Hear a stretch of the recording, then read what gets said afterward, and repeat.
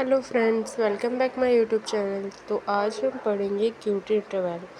Last classes में हमने पढ़े थे PR interval and ST interval. हमारे टोटल टाइप्स 3 टाइप्स होते हैं इंटरवल के, एंड थर्ड टाइप हम आज पढ़ने वाले हैं। तो स्टार्ट करते हैं वीडियो को। The QT interval various normally with lower heart rate also result in a longer QT interval. इसमें बताया गया कि क्यूटी इंटरवल बहुत सारे तरीक़ों में नॉर्मली तभी चेंजेस आते हैं जब इसकी हार्ट रेट लो होती है। इसके थ्रू क्या होता है, क्यूटी इंटरवल लॉन्ग हो जाती है। इट इज़ मेजर्ड फ्रॉम, कहाँ से स्टार्ट होती है, ये हमारी वेव है क्यूआरएस कॉम्प्लेक्स के स्टार्टिंग से। यहाँ लिखा हुआ है QRS complex to an end of T wave. ये क्यूटी इंटरवल है, क्यूआरएस कॉम्प्लेक्स से स्टार्ट होकर जो हमारी टी वेव है वहाँ तक एंड हो रही है, वहीं इसी का एंड हो जाता है। एंड जनरली इसकी रेंज क्या है, QT interval is about 0.04 second से 0.44 सेकेंड तक के लिए इसकी रेंज होती है।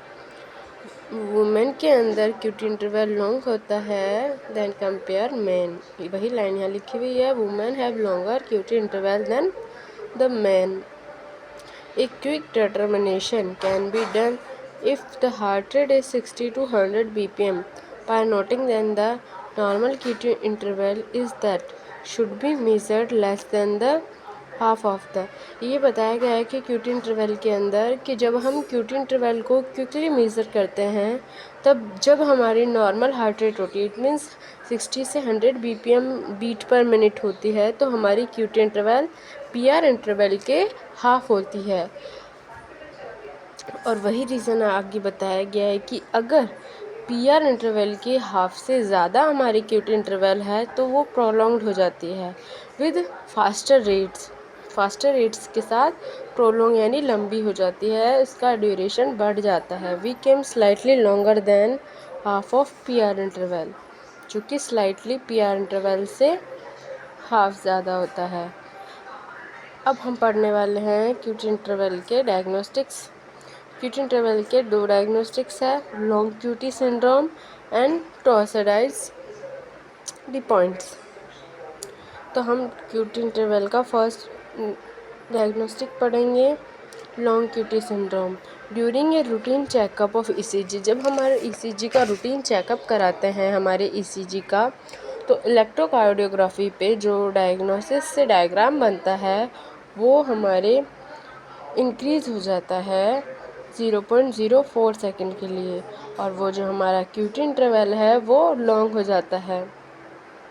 यहाँ ये बताया गया है नॉर्मल वेव है P Q R S S T segment P.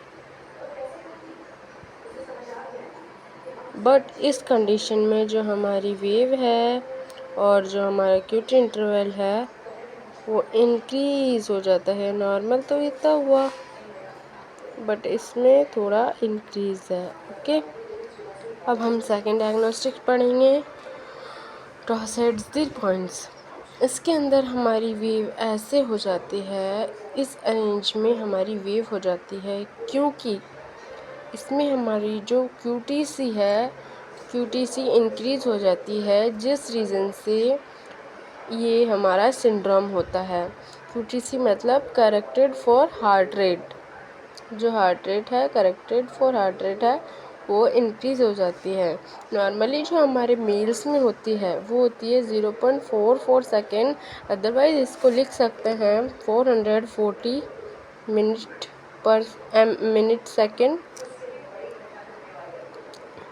Second. And जो हमारी फीमेल में होती है वो होती है 0.46 सेकेंड, इसको ऐसे लिखते हैं 460 मिनट पर सेकेंड, ऐसे भी इसको लिखा जा सकता है। इनकी रेट इससे बढ़कर 500 तक हो जाती है, मिनट पर सेकेंड हो जाती है मिनट्स, तो हमारा ये सिंड्रोम हो जाता है। इसके अंदर बताया गया है कि ये ऐसे टाइप की टैकीकार्डिया है। टैकीकार्डिया यानी कि हार्ट रेट इंक्रीज़ हो रही है, तो यहाँ 500 आ रहा है ना। हार्ट रेट इंक्रीज़ हुई, एमआई हुआ, कौन सा हुआ, पॉलीमॉर्फिक वेंट्रिकुलर। पॉलीमॉर्फिक का मतलब होता है कि अनस्टेबल रिदम हो जाती है इसके अंदर। Characteristics of EKG by oscillatory changes in amplitude of complex around is isoelectric line। isoelectric line it means ये हुआ कि ये हमारी वेव है ये डिसअरेंज लिए, बट ये जो लेवल है इसका ये है हमारी आइसोइलेक्ट्रिक लाइन। आइसोइलेक्ट्रिक लाइन के दौरान जो हमारा चेंजेस आती है वो आती है हमारी इक्विलिब्रियम, ये इसको इक्विलिब्रियम लाइन भी बोलते हैं। इसमें चेंजेस आ जाती है हमारी लाइन पे ना रहकर डिसऑर्डरली अरेंज हो जाती है अनस्टेबल रिदम के कारण, और इसमें हमारी जो क्यूटीसी है प्रोलॉन्ग हो जाती है कितनी 500। ओके, तो हमारा कंप्लीट हुआ क्यूटी इंटरवल। क्यूटी इंटरवल के बाद अब हम पढ़ेंगे नेक्स्ट वीडियो में कैलिब्रेशंस एंड आगे की जो ईसीजी प्रोसेसेस है उनकी।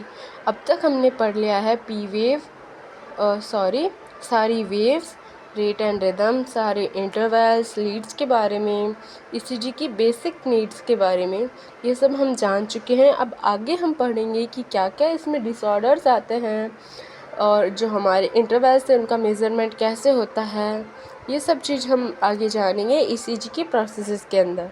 आज के लिए इतना ही, थैंक यू।